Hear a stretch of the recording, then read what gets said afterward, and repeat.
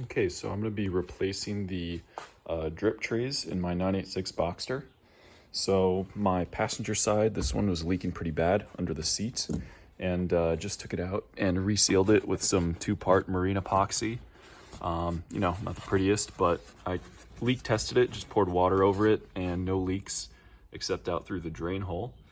So hoping for the best, and should be easy to replace if it hasn't worked out. So going to put these two back in. I started just by wiping down, cleaning up these foam pads on either side, and also just taping over one crack in them right here.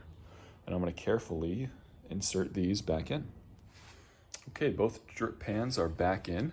And there are a couple things to keep in mind while you do this. There and there. The biggest one is that there's a lip, part of the tub folded over, that the pan has to go under, and it starts kind of at the front of the pan right here. And it goes all the way back right over the transmission to just about under the strut for the top. It ends right about here. And you're going to want to make sure you tuck the pan under that nice and close. And then there's also a ball anchor for the top cable, as well as a rest nut, or a rest bolt rather. And I'm not sure if that slot is normal or not, but it doesn't seem to leak through there. Maybe I'll put just a spot of sealant. And then you'll also have to make sure that the cuts in it line up with the holes for the convertible top. And I believe that's it. I think there are just some small screw holes there and there. Those should be easy to line up. And then just the screw holes for actually cinching it down there and there. And while I'm in here, I'm going to replace these top bushings. The one on the other side is actually just missing, so that should be done. And I might leak test both pans now that I'm here, and make sure that no water's going underneath the floor. Okay, so I just did a quick water test, poured like 2 bottles through it, and made sure to pour them kind of all over my repairs there. And if I can.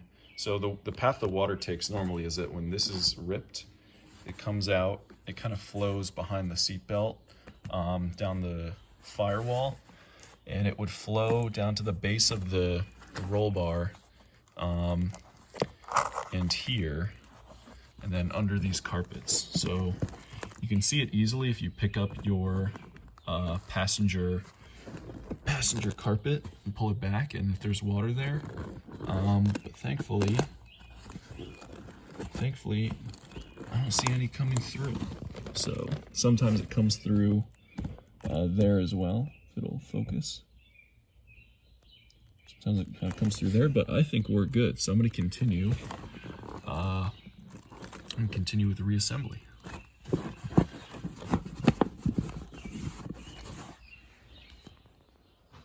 Also, I did check the driver's side. Just did a quick fluid check likewise, and no water under here either. So I think we are, if I can do this one-handed, I think we are good to go. Continue with reassembly. So as part of the reassembly, I'm going to replace the lever arm bushings. So on the passenger side, the bushing's just gone. It's broken completely. On the driver's side, this is the old one, this is the new one. It's part number 986-561-88100. And just a 5mm I think flathead screw with a little brass bushing here. And it threads into the end of this arm right there. Yep, and then just through that hole. So once your bushings are replaced and your drip pan is back in, you're going to want to put your top back on. So this is a 2-person job to put this back. And there's a 3-hole pattern. These 3 bolts, I've already put them back in. That bears the load. And there are two small locating screws, one there and one there on either side. Those are a little bit tricky to get lined up.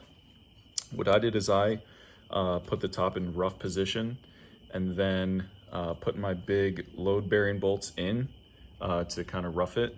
And then I had an assistant, my dad, kind of wiggle the top as I ran these screws in order to make sure I was putting them in the correct spot. Yeah, and then I went ahead and tightened these first, left the big bolts loose, tightened the screws on both sides, and just leave that down for now. And then once I was happy with the top position, I went ahead and tightened the big bolts. And now it's going to be on to replacing the transmission. So you're going to want to first put on this shield on the back, and then you're going to want to align the lug on the arm. It's a vertical lug with a slot in the transmission. You're going to want to align that to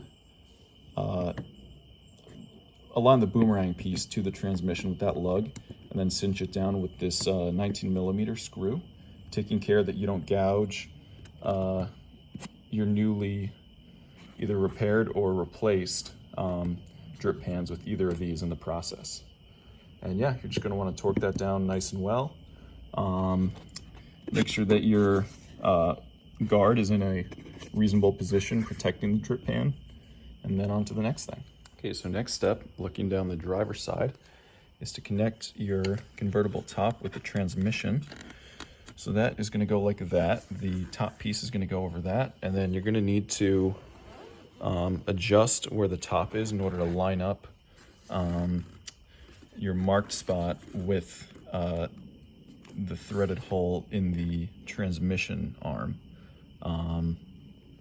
What I did is I went ahead and I had marked, you can see it, not very well. I'd put a little mark on my bolt where it went, and then put a mark on the arm to try to get it in that same spot.